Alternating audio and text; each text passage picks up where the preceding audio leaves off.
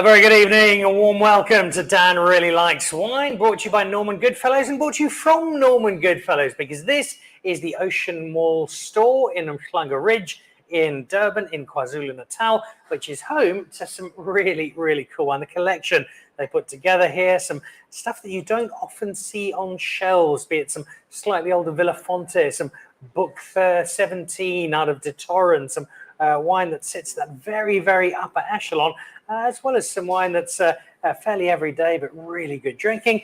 And then in and amongst it all, some wine that has got a lot of people talking, not just in Durban but in South Africa, and quite interestingly over the last weekend in Paris as well, because a version 2.0 of Beast Wines is with us, and that is what we are celebrating on the show today. In fact, Tendai himself is just next door, finishing off a lamb and a cow. He's on a bit of a diet at the moment. It's just a light lunch for the big prop forward. He'll be joining me in a moment as we talk about his brand new wine. We'll be joined on the line from Franschhoek by Gerard Holden at Holden Manz, who's made the wine with Tendai to wine-loving rugby players, rugby-playing wine lovers. Either way, it works.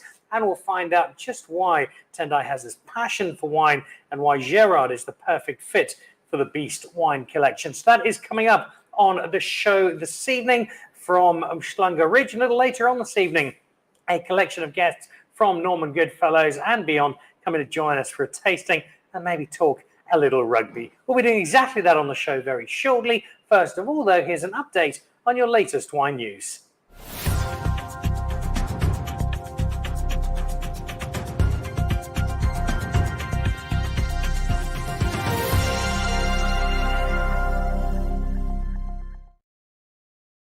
So this is coming up tomorrow evening. I will be back in Johannesburg and I'll be down at the Norman Goodfellows store in Fourways. Now, Zevenvac have been in the news a lot over the last few weeks. They received the Best Performance nod at the Investec Trophy Wine Show, Best Overall Producer. The judges were very impressed with the wine being made. What I love about Zevenvac is not just the quality, but the fact that they are delivering that quality at a very good price indeed. So look out for that if you are in Johannesburg. If you're in the Fourways region, then come down and join us at Norman Goodfellows for a tasting with Zevenvac tomorrow evening. Now, this was a great night. This was last Thursday. The Strauss auction is coming up. It's an NFT auction, and it features 6 of the biggest brands in international wine. From Australia, Penfolds Grange. From America, Harlan and Screaming Eagle, and from France, Chateau d'Yquem, Romani Conti, and Mouton Rothschild. And the wine we drank on the night, headline, that's a 6-litre bottle that Faf du Plessis is holding there. Faf, a great wine lover himself, much like Tendai, has his own range of wine, the Kleine Wijn Co-op and the First 11 Wines.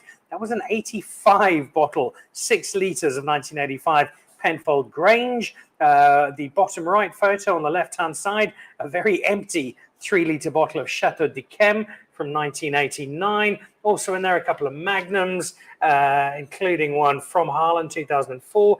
And up above some of the wines of the night, Romani Saint Vivant from Romani Conti, and the chance to drink some 1961 Chateau Mouton Rothschild. So why were we drinking these? Well, firstly, because they were amazing, but also because the new auction kicks off on the 3rd of July. Strauss tied into NFTs, and these are vintages from all 6 superpower producers, going back in the case of Yquem to the 1890s, and with the others through the 40s and 50s. The Americans, understandably, a little newer, but a terrific collection. Head over to Strauss for more information. And what a night. Big thank you to Roland, Higo, and the Strauss team for a truly terrific night of wine indulgence.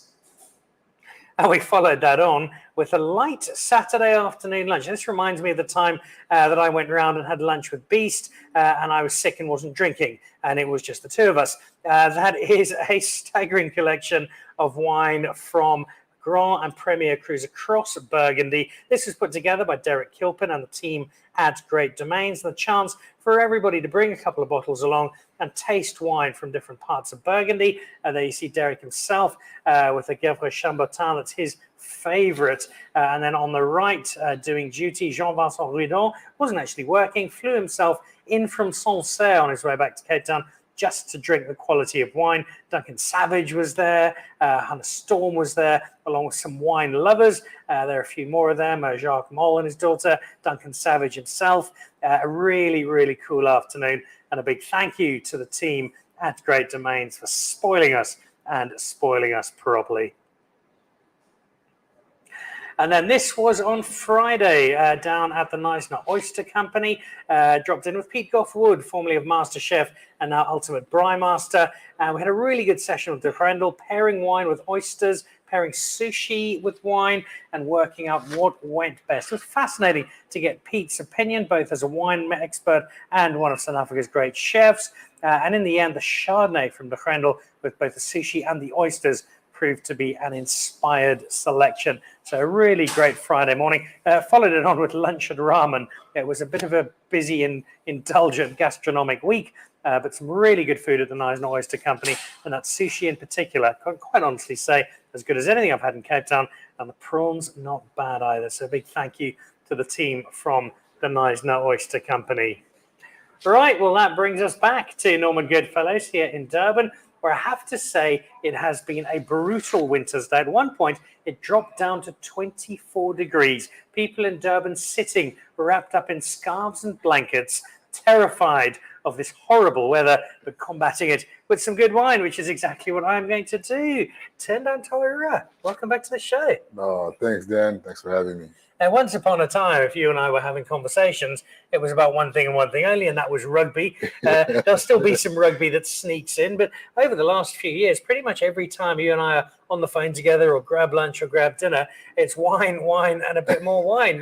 You've found this new passion. No, certainly, Dan, and it's probably been a secret passion of mine since my early 20s. I started drinking wine then, and it was pretty much love at first taste.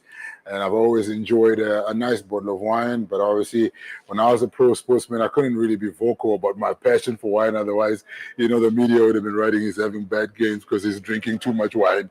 So it was kind of a secret passion, and I went on many rugby tours, and on those tours I used to collect wine in Argentina, buy Malbec from there, buy wine in Australia and New Zealand.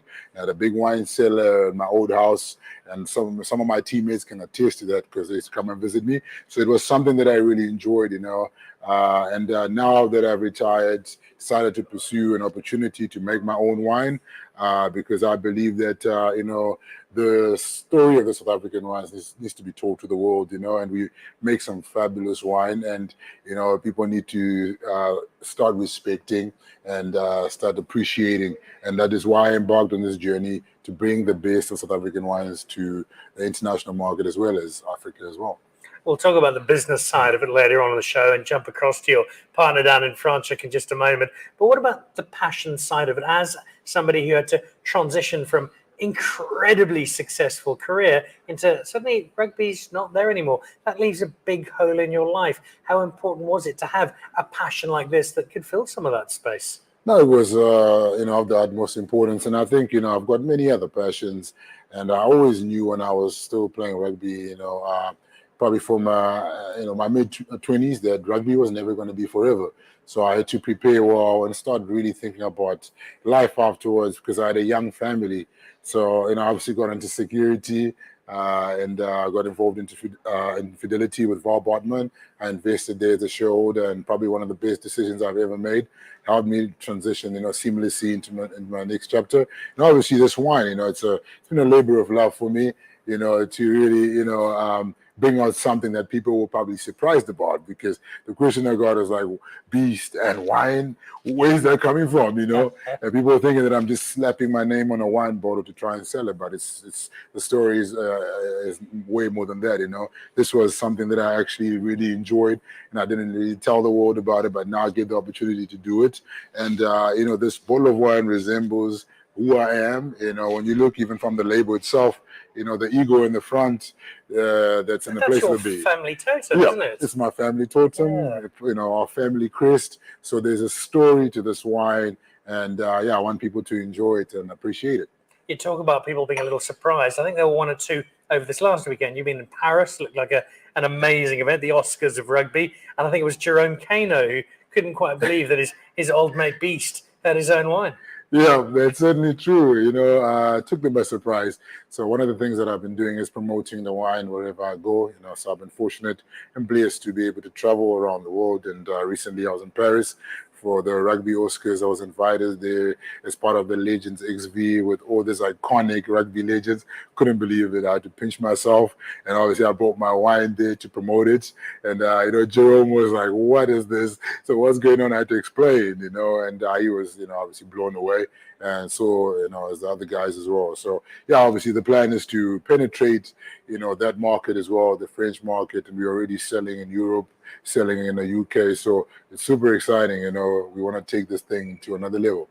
Some big rugby players in France over the weekend. And there's also a big rugby player down in Franschhoek who plays a rather important role in this story. Tell me about your first encounter with the former Uganda international, Gerard Holden. No, it was, somewhat of, an immediate connection. Because when I met Gerard, the first time I went to Holden Manz, obviously I was in search of, the perfect winemaker, and somebody that we obviously have a relationship, and obviously rugby was almost the connection that we had. Immediately told me that he had played some rugby back in the day, and obviously was a big fan of Springbok rugby and myself, and obviously the love for wine. And once I got to partake and taste some of the wine that he has made, I was blown away. And I think his reputation speaks for itself. Look at the accolades, the awards that he has won. So I found the perfect match in this bottle of wine, this red blend, Cabernet Sauvignon, Syrah. I think it complemented who I am and the kind of wine I drink as well. So I don't want people out there to be drinking something I don't drink. I can tell you for a fact I absolutely enjoy this wine. So Gerard was the perfect match made in heaven. If there was a Tinder wine app to match people up, this would have been the perfect swipe. And not because you are both rugby lovers. The real thing for me is that the style of wine Gerard makes is the style of wine that I know you drink, because we've had enough wine together. Let's go over and find Mr. Holden sitting down in Franschhoek, where I suspect it is a little chillier than it is here in Durban. Gerard, welcome. Lovely to have you back on the show, as it always is. We've got some of the wine you and Tendai have put together happily in hand. Go back a little to that very first encounter with Beast and what your thoughts were. Was it, oh, here's just another celebrity who wants to look cool like he makes and has some interest in wine? Or did you pick up pretty quickly that there was a genuine intent to do something special here?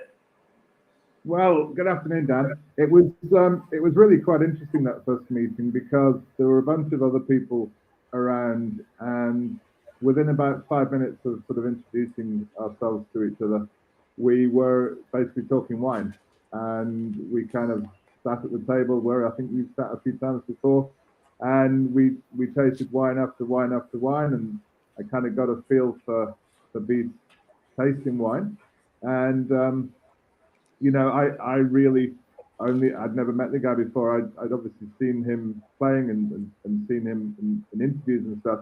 And so I had a bit of a sense of his character from the outside, and certainly had a sense of his character on the field. And so my sort of instinct took me down one track in terms of the type of wine that I thought he would enjoy. And fairly quickly we kind of got to the point where we were honing in on a wine that was going to represent his persona.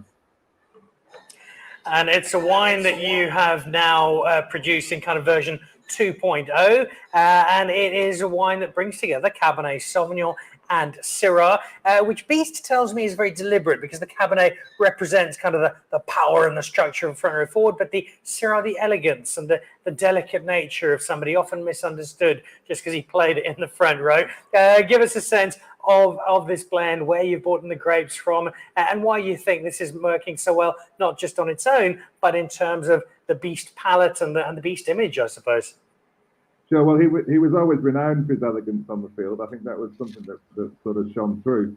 And so, I think a wine which combines Cabernet Sauvignon with Syrah is a really good way of bringing out the sort of characteristics that suit the man. both sets of grapes are from our farm. They're grown in Franschhoek at Holden Manz. They're from vines which are about 25 years old, and they basically have, I think, real good characteristics, real good strong characteristics, and that's what the Beast character is all about. It's strong, and so the Cabernet Sauvignon got great strength, great power with its cassis and sort of I guess some flavors of cigar box, and then the sort of Syrah, the elegance of the Syrah with the spiciness and the sort of dark cherries that come through there. It really combines nicely, and it's powerful, but it's also elegant and it's smooth, and it really shines the characters. I've got to know Beast. He's a real delight of a man to know, and I think this wine represents those characteristics. The characteristics really sound like who you are, but also what you like. How much of a role in the process did you play? Did you talk to Gerard regularly? Were you tasting the wine in the process? Were you a really integral part of developing this wine?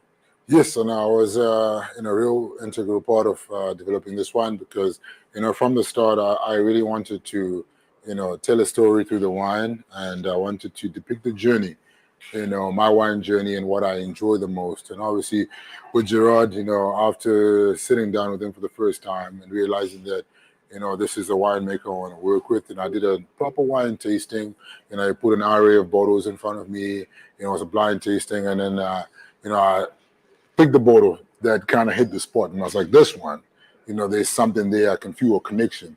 Then obviously from there we discussed, what it was, and then then it was a kind of decision we made both together, and it was something that obviously resonated who I was. And this journey wasn't a short journey, so I probably might have tasted too earlier. It was a year, a year of trying to, figure out which wine best represents me, what label want to go with, and talking to other suppliers, talking about the bag label, obviously getting stuff approved by sellers. So it was like, learning on the go, and obviously Gerard was very instrumental in me obviously figuring things out and learning on the go. So it became obviously a perfect connection, and the reason why I chose this wine, I think I tasted it earlier, it resembles who I am, and also the characteristics that Gerard has described there. I think it is, there in this wine, there's a story here, and I want people to appreciate it when they get to taste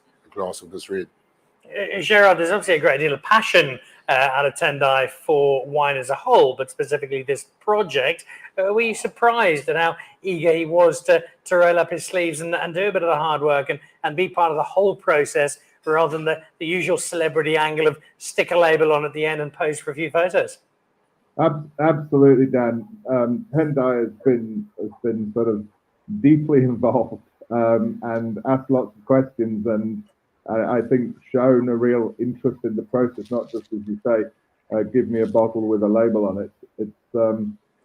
It's been a real delight explaining, label legislation and discussing what sort of capsules we're going to put on, and talking to box manufacturers and things like that. So it's been a great in-depth process and a good journey for both of us.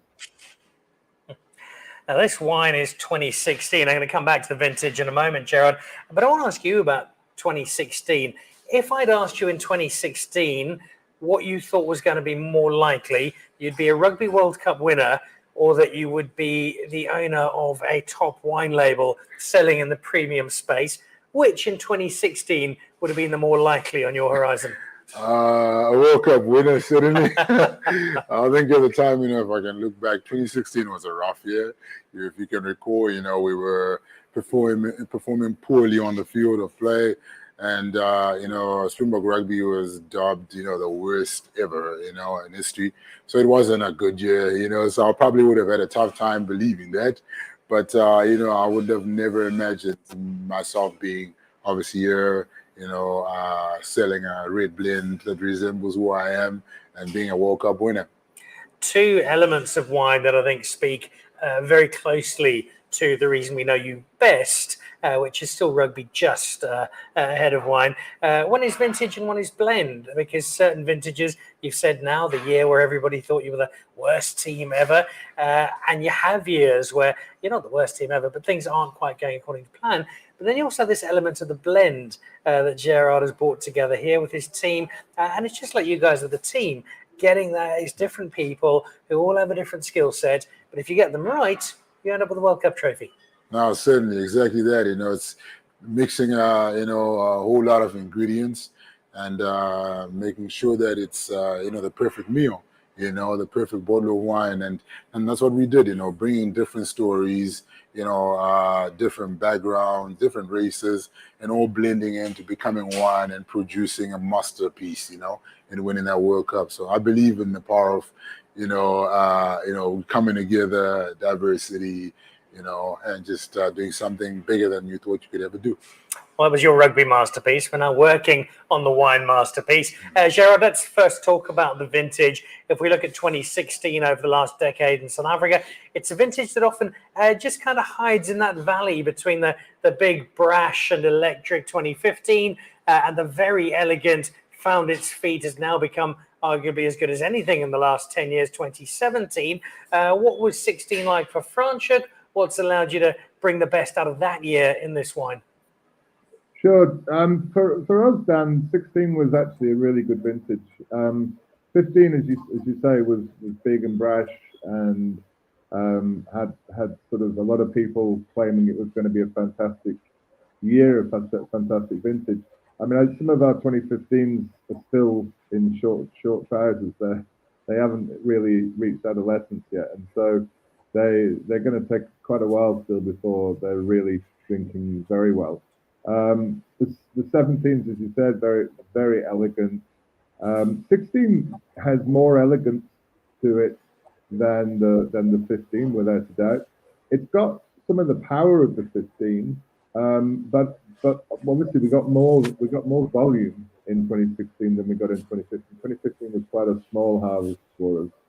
We were cooler towards the end of the year through the harvest period, and it allowed longer hang time for us. So I think we got softer tannins with the 16, and it's a nice rounded, still a big wine, but a nice rounded wine.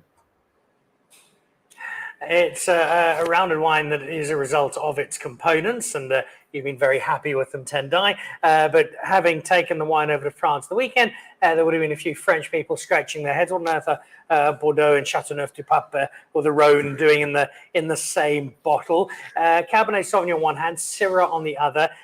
You could have chosen all 5 of the Bordeaux varietals and gone with something perhaps in the style of the Big G, which has done so well. You could have thrown in all manner of different grapes. What was it that made you think, Gerard, that this very simple 50-50 of Cab and Syrah would be ideal? Look, it's quite a common blend in Australia, Cabernet Syrah, and something that they've done very well. And so I thought it, the fact that it's more of a new world wine than a sort of old world style wine was probably appropriate given the person that we're working with. It felt kind of right to have that sort of, Tendai is not exactly a traditional sort of born in the sort of bred South African rugby player, in that he was born in your home country and made his way to South Africa through his work, and so I thought, a wine that is a blend that sort of comes from somewhere else, but has been sort of absorbed into this environment, I think was quite a nice combination. That's proving a very, very nice combination. What's the response been from the friends, from the family, not just for the quality of wine itself, but that you've moved into the wine industry? Are there proud parents? Is Mrs. Mtawarira happy with it? What's that response been? Yeah, no, it's been a positive one. My family is very proud. Obviously, I've become somewhat of a serial entrepreneur. And obviously bringing out something that that was a secret passion to life. I think a lot of people dream of that. So to realize that dream, for it to come to fruition is a real big honor. I'm very grateful. And my friends as well. They've been impressed. Probably with the wine taste and the flavors that are coming out. So all the wine lovers out there appreciating it, and now even more so. My travels. I've taken even some bottles of the Beast wine that are not labeled. Recently I was in Singapore for the HSBC Sevens, and there was this distributor I got to engage with, and he gave me like a really bad review of South African wine. He's like, "Oh, it tastes like rubber." You referenced something horrible, and then I was like, "Okay, you know what? You take a bottle and go taste it and tell me what you think."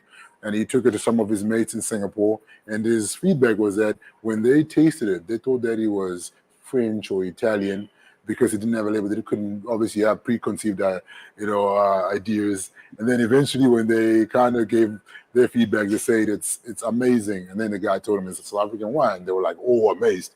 So that's the perception that I'm also on a journey to change, especially on the global stage, because I believe that South African wines need to be given more respect. And obviously Gerard as well, the wine he makes is absolutely amazing. It competes with the best, the very best. And also, I was in Paris, over this past week, and the French got to taste it and really loved it. So there's a story here, and we got to tell more of the, South African wine story out there.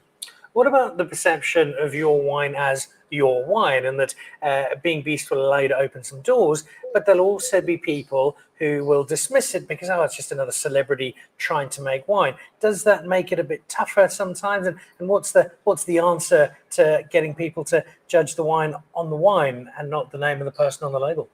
Yeah, and it is quite true. There has been that sort of response, from the public saying, "Oh, it's probably just all about the profits. It's all about, making a quick buck." But I can tell you, probably the secret to try and, eradicate that sort of connotation is to tell my story, being part of wine tastings and actually showing people that I am well knowledgeable when it comes to wine. And it's something that is a passion of mine. And, to really tell the story to the, through the wine itself, that it resembles the kind of personality that I have, my the characteristics.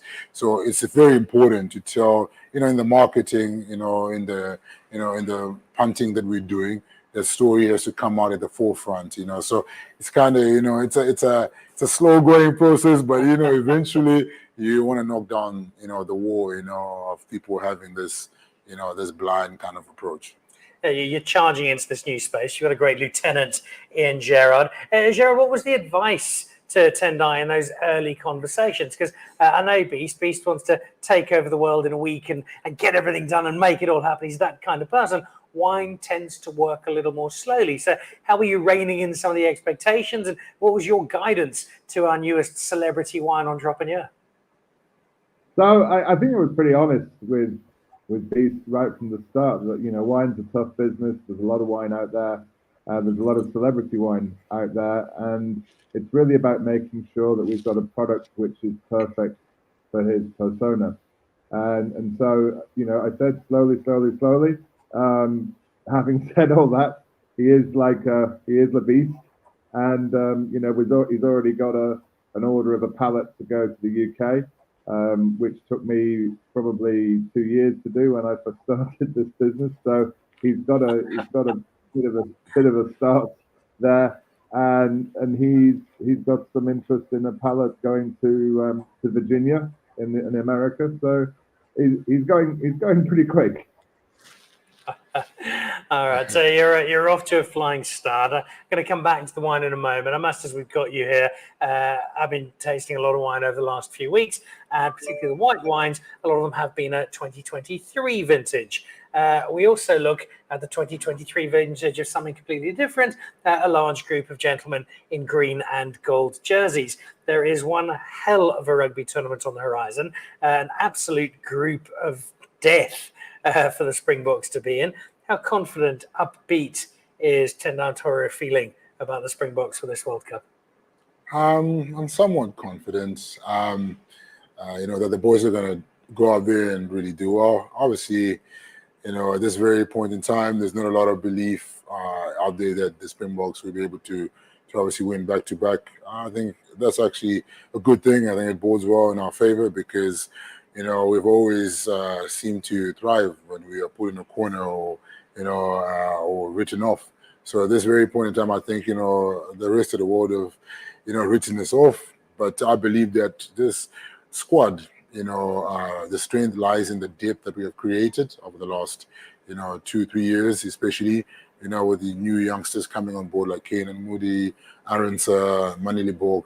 So I think in every position, if you had to look at it, there's probably 2 to 3 or 4 players that can start a test match, and that is a great position to be. And a World Cup year, depth is so important because the French, when you look at it, they rely on Anton Dumpo, they rely on Tamak. If those guys get injured, they're talisman. They don't really have a second choice that can step up and do equally as good a job. So for me, I believe that, they're going to have that, endurance, to go through the tournament, and have a guy like, Grant Williams step in when he needs to, Jaden Hendrickse, Faf, and do the job. And not many, if not any team, has got that kind of depth. So I believe in it, and may they not disappoint me. There are generally two kinds of sports when they finish their careers. There are those who watch enviously, wishing they were still part of it, and others are quite happy to have their feet up. Come September, October, I know you're going to be out in France for a lot of it. Will there be moments, I wish I could just have one last scrum? Or are you going to be quite happy with a glass of wine in hand on the sidelines? I think, there'll be moments of nostalgia. I'll definitely, recall moments of running on the field wearing a Springbok jersey, and I can tell you, obviously, it was the best part of my, entire rugby career to represent South Africa, and do it proudly as an adopted son. So I'll look back, fondly, but, there is zero regrets. I did my time, to be the third most kept player ever. I pinch myself to this day. I'm like, how did I attest to that? How did my neck stay intact all those years? How was I able to play so many test matches and also represent the Sharks and become, the most kept player ever? It's surreal. So it's memories that I created. So I'm just happy that I got to sign off on the highest of highs with the World Cup victory. So when I'm in France watching the World Cup, I'm certainly going to enjoy a glass of wine and, be rooting for the boys and screaming and chanting. You've got a medal that sits very proudly at home as a world champion. There are also, Gerard, a few medals that have come your way of late. I think I saw a top 10 in the recent Merlot Challenge and a few others over the last little while. I know they don't define what you do, and you take them from whence they come, but it's still always nice to get that email or get that phone call to say that some fairly well-known wine judges reckon you're doing something pretty good. Yeah, it's a great feeling. It's a great feeling for the team, for the guys and girls who work in the vineyard and work in the cellar, and Anna Marie and Thierry, who are getting their hands dirty all the time. It's really good reward for them for everything that they do. So it was lovely to get top 10 in the Merlot Challenge. That's a great accolade, and it's a great feedback for friendship. For Friendship red wine and specifically for Merlot to show that we can really make top quality Merlot in this valley. Oh, well done to you and to your team, Gerard. I see a few people watching the show at the moment. Tumi Sangmabuse is just clapping and cheering. Grant Sauls looking forward to trying a bottle of the blend. Sounds interesting. And Grant Sauls, I know, has tried every single wine ever made in South Africa. So, Grant, you'll have to get some of this. And then Siklenyati, I have to try this wine. How much is a bottle? Where are you positioning this? What sort of price points are you looking at? Yeah, so I'm positioning this wine as obviously premium, high quality. It's made by a world-renowned winemaker in Gerard Holden. So at the stage, we're retailing it for 415 Rand in South Africa. And, we're positioning it in Norman Goodfellows, and I think, there's, synergies with what Norman Goodfellows stands for. They're reputable. We see the Beast wine is reputable, and we want to make quality wine that people appreciate, and obviously want to give people the chance to be able to purchase it. So I think it's very affordable, and we want South Africans to indulge in it and appreciate it. And obviously overseas we've got different pricing points, in the US, in Europe, and in the UK. So we're looking to expand over there and scale up. So I would want South Africans to go online, go to holdenmanz.com and purchase our wine, or come through here to the Norman Goodfellows store to buy yourselves as many bottles as you like. And then what about going forward? When you first kicked off, I know there was super excitement. You had a rosé and a bubbles and a Sauvignon Blanc. You've streamlined it, which I think was the right way to go. And we're now very firmly in beast wine territory. Is that the plan? Or do you think you might be adding a couple of other wines in due course? Yes, we'll certainly be, expanding, and just to, tell you how things have changed thus far. I've got a new partnership. There's a couple based in Washington, D.C., Stanislas and Maggie Vilgrain. Stanislas, the husband, is French and Maggie's Chinese, and I befriended them when I was in D.C. for that short period when I played for Old Glory in 2020. Played like 3 games, so it was short-lived. But I made this everlasting friendship with this gentleman who's the biggest sponsor of U.S. rugby, and he's into food and beverage, and he's one of the biggest in the world.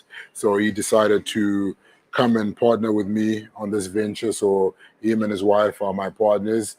So that's how things have changed. And obviously we started, with just the red blend because we wanted to execute the strategy. We want to do it properly, and we don't want to have too many things, obviously to start off with, and just solely focus on this red.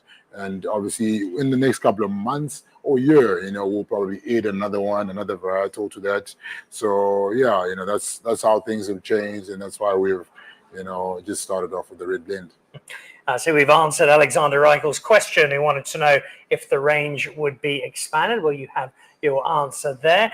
Gerard, in terms of your view on this partnership developing, it's obviously off to a great start. Wine and rugby coming together happily for you both. How big can this get? How far can you and Beast go in this partnership?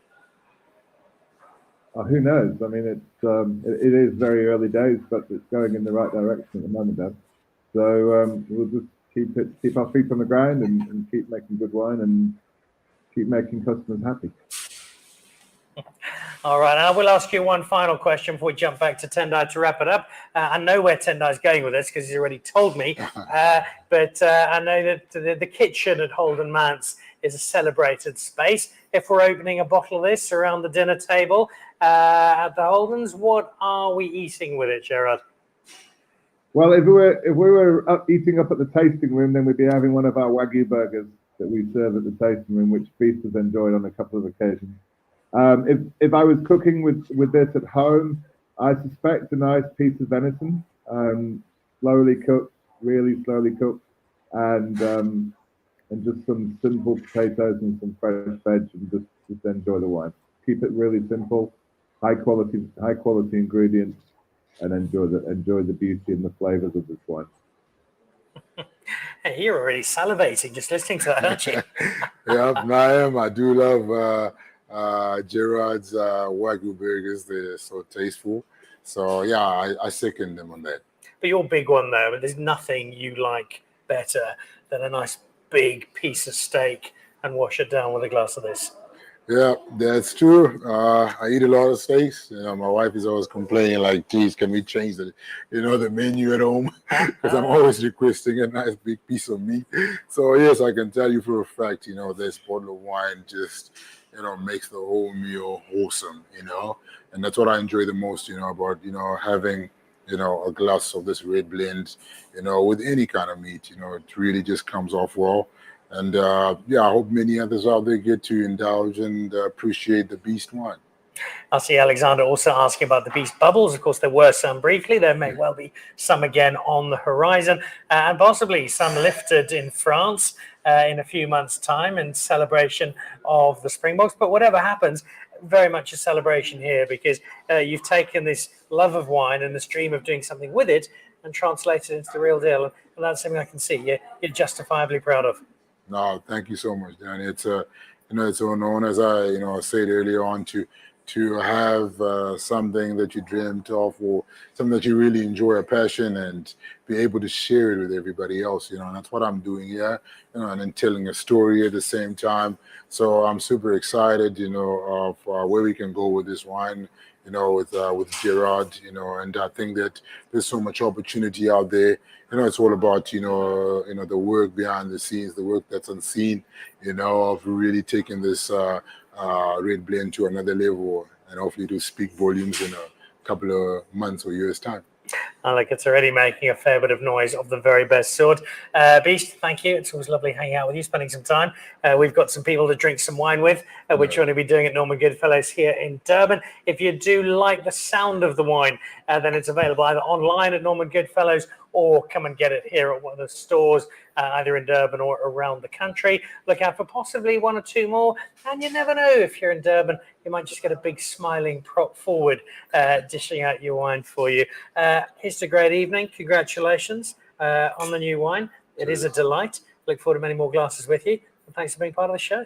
Thank you, Dan. I appreciate it, man. So there we go. Tendai Mtawarira, the Beast, as we wrap up this evening's show. Dan really likes wine.